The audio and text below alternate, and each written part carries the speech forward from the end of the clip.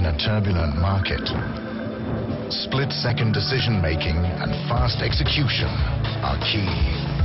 The new Saxo Web Trader puts you at the controls.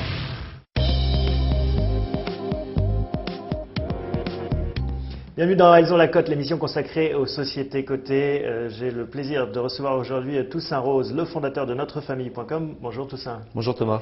Alors, vous avez fondé Notrefamille.com en 2000. On va revenir un peu sur cette aventure, mais avant tout, comme son nom l'indique, on va parler de la bourse, que le nom de l'émission c'est Elles ont la cote. Donc on va parler aussi de cette partie de votre vie d'entrepreneur. Oui. Vous êtes introduit sur Alternext il y a un peu plus d'un an, en mars 2007. Tout à fait. Qu'est-ce que ça a changé dans votre vie concrètement ? Concrètement, ça a augmenté considérablement la notoriété de l'entreprise. C'était une reconnaissance du travail accompli pour les entrepreneurs, mais aussi pour les salariés qui ont tous eu des actions gratuites. Et puis ça a permis vraiment de développer cette notoriété au plan du business. Alors c'était bien en termes d'image, en termes de valorisation, on va dire. C'est peut-être un peu plus compliqué. Alors la bourse, il y a des hauts et des bas, hein, tout le monde le sait, mais en ce moment c'est particulièrement bas.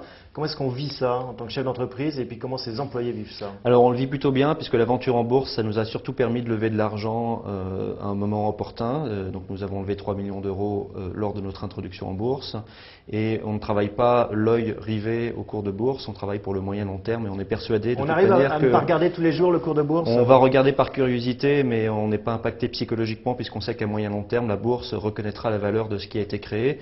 Maintenant il est vrai que la valorisation de la société en bourse est relativement faible. Un peu moins de 9 millions pour l'instant? Un peu moins de 9 millions d'euros, sachant que la société dispose d'un bilan très solide et de 6 millions de cash. Donc ça, vous dites, c'est un peu aberrant parce qu'on vaut à peine 3 millions, du coup, si on retire le cash. Voilà, c'est-à-dire on est sur des multiples d'exploitation qui sont relativement faibles, mais je crois que c'est le lot partagé de beaucoup de sociétés qui sont cotées sur l'Alternext aujourd'hui.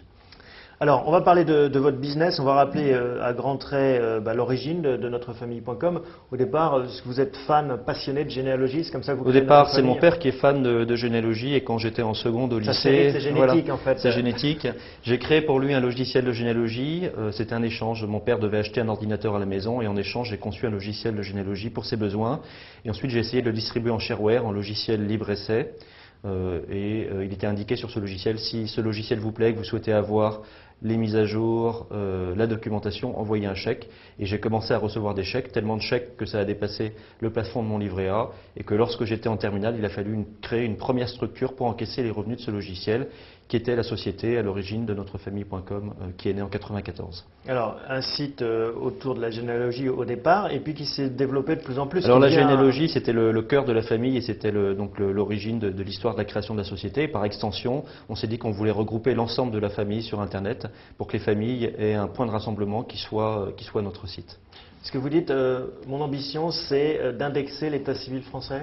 Sur la généalogie, l'ambition, c'est de permettre aux utilisateurs de créer leur arbre sur Internet et de croiser les informations avec les données d'autres utilisateurs, puisque quelque part, nous sommes tous coussins à quelques générations. Et c'est aussi d'offrir l'accès à des sources de données anciennes, et donc c'est d'indexer l'état civil français, effectivement, à terme. Ça passionne toujours autant, la généalogie? Et la généalogie, ça passionne globalement un Français sur deux. C'est une approche un peu à la Google, hein, cette idée d'indexer et puis de donner accès finalement de façon virtuelle à des bases de données qui ne le sont pas, l'état civil. Hein. Oui, c'est une approche à la Google, mais il y a un véritable savoir-faire pour indexer ces données qui sont des données anciennes, manuscrites. Et donc créer des moteurs de recherche et les indexes, c'est un véritable coût et ça représente un investissement important. Ça me fait penser que Google n'a pas encore regardé ce domaine? Non, Google n'intervient pas du tout sur le marché de la généalogie encore. Bon, ils vont peut-être y venir, il faut dire que le monde américain est un peu plus récent. Que je pense que ça fait des années qu'ils auraient pu y venir, qu'il y a des acteurs très importants sur le secteur de la généalogie aux États-Unis. Pour l'instant, Google n'est pas présent. Alors, la généalogie, c'est à peu près 20% de votre chiffre d'affaires, c'est bien ça? Alors aujourd'hui, notre chiffre d'affaires est composé à 20% de la généalogie, effectivement, 73% d'une offre de cadeaux originaux et personnalisés. Par exemple? Par exemple, le journal authentique du jour de votre naissance, une boule de pétanque au but personnalisée avec votre nom et votre prénom, une fausse une de journal. Une bouteille d'Armagnac de votre année de naissance. D'accord, et quand on parle de 73% de chiffre d'affaires, ça veut dire quel chiffre? L'année dernière, la société a réalisé 9,7 millions de chiffre d'affaires. D'accord. Et donc ensuite, vous avez 7 millions. Voilà, tout à fait. Et ensuite, vous avez 7% des revenus qui sont réalisés dans la publicité. Alors, parce que justement, de la généalogie, vous avez étendu, diversifié votre business. Alors, on est un portail? De la généalogie, on a étoffé le business, on a développé un certain nombre de services ludiques et interactifs autour des thématiques de l'identité. Votre nom est-il populaire? faire un moteur de recherche pour les jeunes prénoms, la France telle qu'elle était en 1900. Et puis on a étoffé comme cela un portail qui finalement est devenu relativement important en termes de trafic, avec plus de 3 millions de visiteurs uniques qui nous visitent tous les mois et avec un trafic relativement féminin.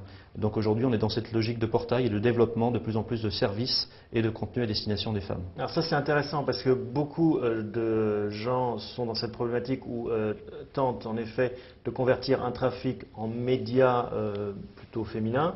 On l'a vu avec Mythic qui a voulu lancer View, enfin qui a lancé View Oui. et qui a décidé d'arrêter il y a peu.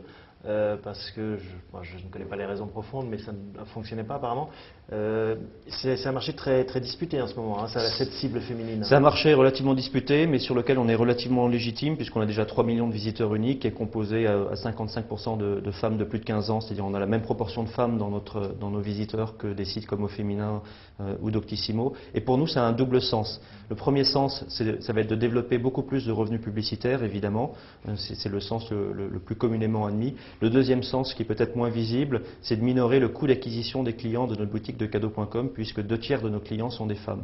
Et donc il y a une logique vraiment globale de monétisation de cette audience que nous développons sur notre portail. Arrêtons-nous un instant sur les revenus publicitaires. Pour l'instant, c'est 7% de votre business, de votre activité. Comment ça se passe la pub sur Internet? C'est un gros débat en ce moment. Vous y croyez, hein, puisque vous voulez aller à fond sur le portail, Oui. cette logique.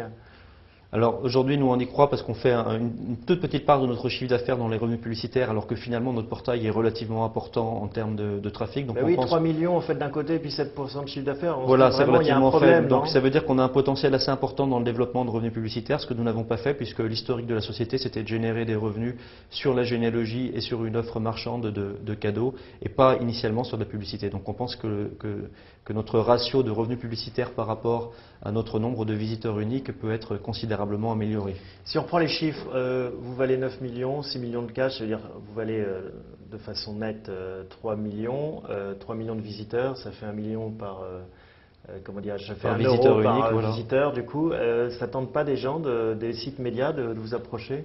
Parce qu'au féminin, on a vu les multiples de Oui. ratio, c'est vendu plus de 200 millions, je crois. On est régulièrement approché, évidemment. Maintenant, on vient de s'introduire en bourse il y a un peu plus d'un an. On a levé de l'argent.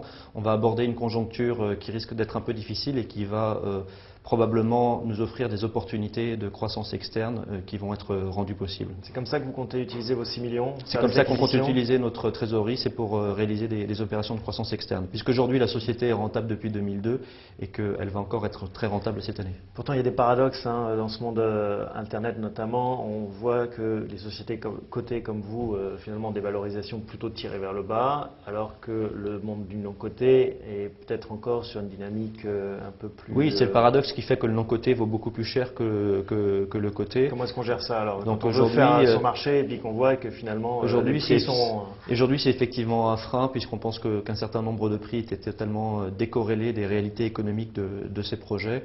Et donc on pense que dans une conjoncture plus difficile, une fenêtre d'opportunité va s'ouvrir clairement. Vous avez déjà des cibles en tête?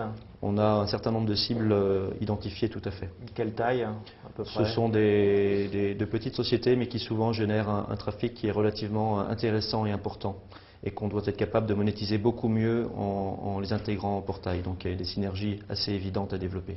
Une dernière question, si on se retrouve dans 3 ans, à quoi ressemblera notrefamille.com? Si on se retrouve dans 3 ans, notrefamille.com sera l'un des portails les plus importants en France, je dirais dans le top 20 des sites internet médias en France, avec une part de revenus publicitaires beaucoup plus importante et avec une activité liée à la généalogie qui aura été considérablement développée. Merci Toussaint. Merci Thomas. À bientôt.